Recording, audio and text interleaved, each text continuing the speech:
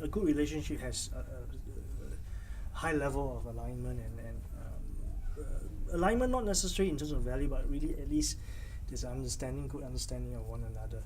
And how do you achieve that? Is really through good communication. And so quality of your conversation is a barometer of the quality of your relationship. So how your relationship is very easily identified.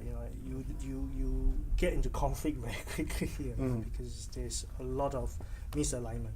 It's about what I want and what you want and what you want and what I want, and because good communication is about listening to one another more.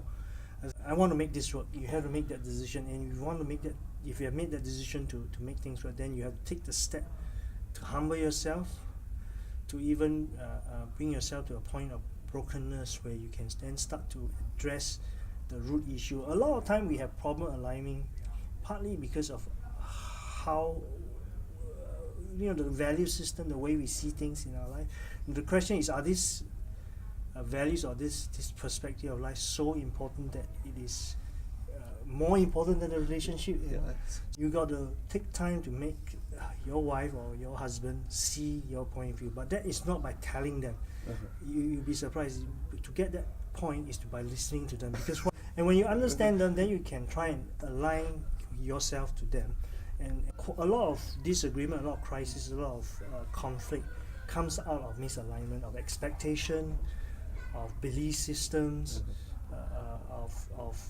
or even broken promises. So through conversations, to asking, you were able to discover whether was there something I said that broke, was there an agreement that was broken, was there an understanding was established at the beginning of the relationship that is not fulfilled.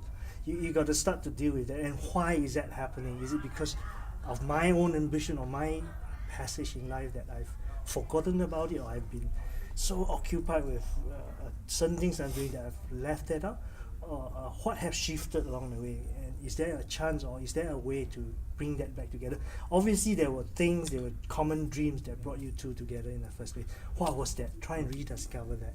A child should not be receiving a subject of too much pressure. You should not project yourself into them. You remember we said earlier, we should help them discover who they are.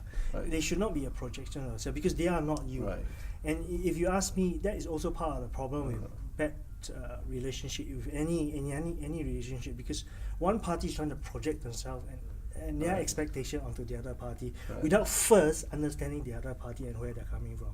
Sooner or later, the child is going to grow up and they're going to realize, hey, there's something wrong with my parents, and why are they not resolving it?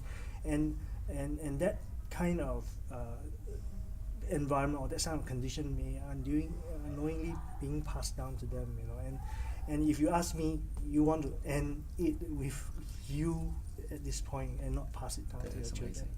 That is so we may have an argument. Ultimately, we turn to the scripture and say, look, what is our reference point?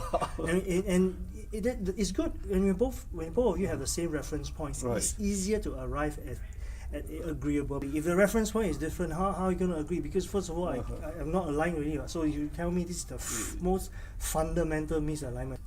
Fifth added dimension, it brings you into a spiritual side of your life.